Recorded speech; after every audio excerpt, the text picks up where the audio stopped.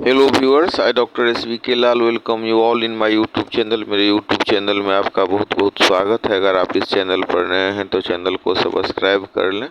आज का वीडियो मूत्र संस्थान से संबंधित है। पेशाब का जो खराबी होता है उसके बारे में ये वीडियो है। इसमें आप देखेंगे कि पेशाब बार बार जाना, पेशाब में रुकावट, पेशाब करते समय मूत्र मार्ग में चुभन या दर्द होना, पेशाब में जलन, तो इस तरह की शिकायतों के बारे में ये वीडियो है। इसमें हम देखेंगे कि कई बार अनवॉलेंट्रीली पेशाब हो जाता है, सोए हुए हैं तो भी पेशाब हो जाता है, या कई बार खांसी के धमक के साथ भी पेशाब हो जाता है।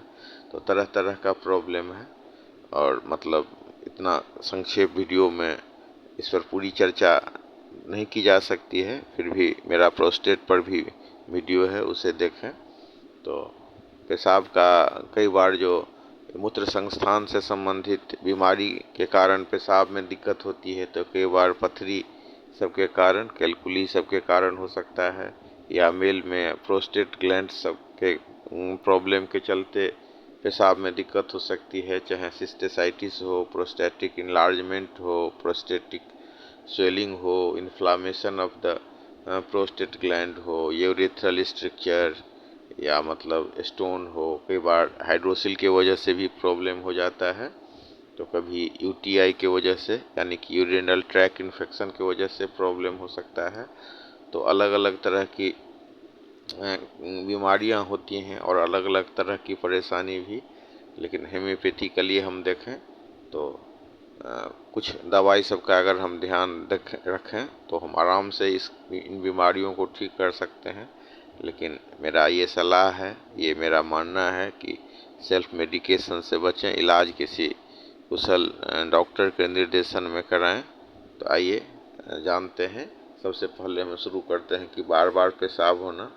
तो अगर ऐसी शिकायत हो कि बार बार पेशाब जाना पड़े और जांच कराने पर भी कुछ ऐसा नहीं निकले, सिर्फ मतलब ये लगे कि जब हम वाटर का इनटेक ज़्यादा होता है तो पेशाब जल्दी जल्दी होता है, तो उस कंडीशन में हम नेट्रम म्यूर 30 पावर में 5-5 मिनट के अंतर से 2 खुराक देते हैं और देखते हैं, इंतज़ार करते हैं 24 घंटा, 48 घंटा, फिर देखते हैं कि एक ही से 2 खुराक में ये जो बार बार पेशाब जाने की शिकायत है वो ठीक हो जाती है।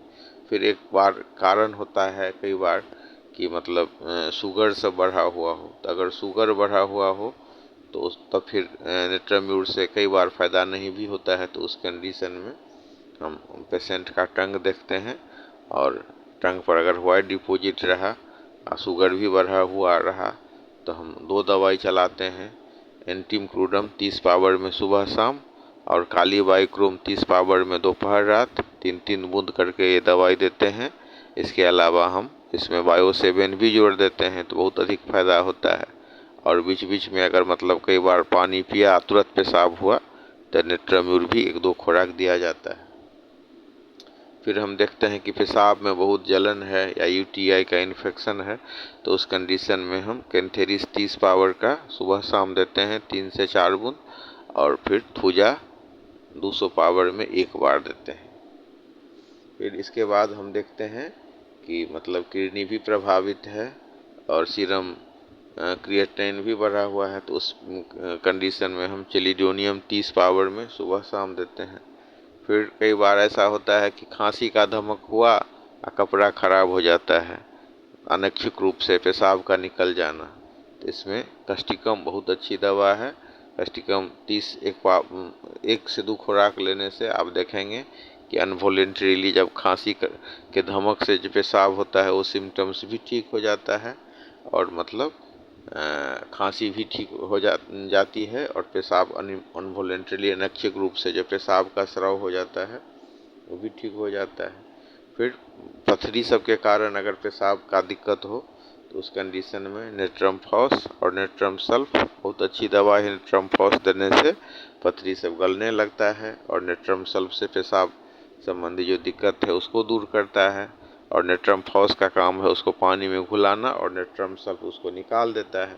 तो इस तरह से ये बहुत अच्छी दवा है। फिर ओल्ड एज में हम 2 दवाई की चर्चा करेंगे। एक दवाई है सेवाल सेरुलेटा क्यू, खास करके मेल केस में। तो सुबह शाम हम देते हैं उसको 10 बूंद करके 1 कप गर्म पानी में।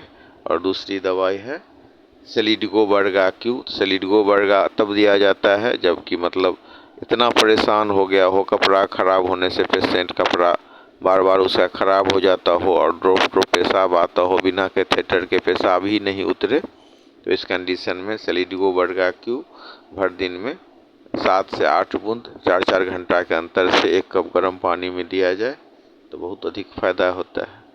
तो मेरा ये सलाह है कि सेल्फ मेडिकेशन से बचें, इलाज किसी सुयोग्य चिकित्सक के सुपरविजन में कराएं। और ये जो दवाएं बताई गई हैं ये आपको शिक्षा के उद्देश्य है, आपको आपके जानकारी के लिए है। और एक दवाई का और चर्चा मैं करना चाहूँगा पेशाब संबंधी, जो बहुत मास्टर ड्रग है, वो दवाई है इक्विजेटम 30। तो इक्विजेटम 30 अगर बार बार पेशाब लेना या मतलब रात में सोए हुए हैं खास करके बच्चा सब के मामले में, जो बिस्तर गीला करने के मामले में बहुत उपयोगी